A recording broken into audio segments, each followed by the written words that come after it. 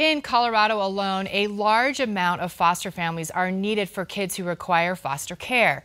For over 50 years, the Savio House has helped support families across the Front Range to help keep children with their families. Here to share more about the amazing work being done at Savio House, we have Colin Lane, the program supervisor.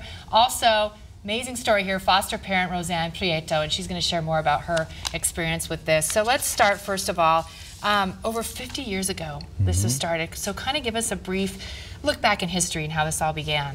Sure. You know, back in the 60s when it was founded, Savio came together to meet a really critical need of providing homes for boys that didn't have parents or suitable homes. So more of an orphanage or group settings. Back then meeting that need and developing to where we were today. And that's, I mean, that speaks a lot of truth behind it, because there's been a lot of changes throughout those years as this program has evolved. What are some of those ways that you've seen some of the, or the whole group has seen a lot of changes? Sure, certainly we grew from, you know, being a home for boys, an orphanage, to really working to get to the heart of the problems that are facing families here in Colorado. So we're a front runner of offering evidence-based models, therapeutic programs to work with families based on their needs and to support them and work to keep them together. Having different foster care programs, doing child protection, just kind of meeting any of the needs that these families are going through to work to keep them together. I mean, we know the answer to this. I mean, this is so important for our community. But from your perspective, you see the internal workings and the success stories. Why is this important and the impact it has on kids? Well, it's setting them up. We're getting families the help that they need so they can really be productive members of society. You know, they can live their own lives, be successful, and use all the skills that they have to carry forward. So we're just helping them get to that point, get past those hurdles, stay together as a family so they can be productive and live full, helpful lives. Now, Roseanne, I said an amazing story because you're at the heart of what makes this organization work. And to me, being a foster parent, from what you hear, I think it takes a person with a very special heart, and obviously you have that. So how long have you been helping families? Well, my husband Anthony and I have been working with Savio doing foster care for over 10 years. And so we've had quite a few kids come through.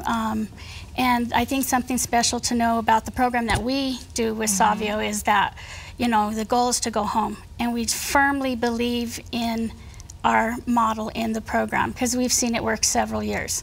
And so if they were to go just to another foster home or a group home setting or something like that, that's one thing. But this is a good place in our heart because they get to go home. I know you have many success stories. Can you pick one and share of the many? Well, we actually just had one of our kiddos enroll in college this year. We have another one that she just turned 22 and purchased her first home. Yep. How does that, I mean, that must be so fulfilling for you. And I want to tell you off camera, she told me that the best part, and I want you to speak about this, is that they come back to you. You now are a part of their family. Yes, and that's what we love also about it, because, you know, whether they're successful or they're still struggling, they still know that there's a place that they can come back and just say, you know, hey, this is what's going on with me. And, you know, we don't judge, we want to help and we want to support. But when they're successful, it really does fill your heart and feel like you really have, you know, done something significant. And I think a lot of times people are afraid to become foster parents. And I think you know, they need to remember that these are kids, and they're kids in need, and they're afraid to. They're coming to a home that they don't know people, and, you know, they're vulnerable, and they've maybe bounced around quite a bit, but they're afraid, we're afraid, and so long as they know that this is a safe place for everyone, including them, so this way they can be more successful. And, you know, we've had quite a few success stories with our kiddos. Yeah, and I think that's an important note, and the success of how this is all a part and you all are a family. How many, roughly, each year do you help families? Sure. So Savio, with our therapeutic services, we touch about a bit over 2,000 families a year.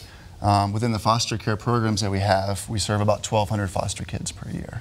Now, if fostering, you know, people learning more about it and maybe not quite sure, what other ways can they reach out and help Savio? Sure. So we're, a nonprofit, so we rely heavily on donations from the community to help support our services.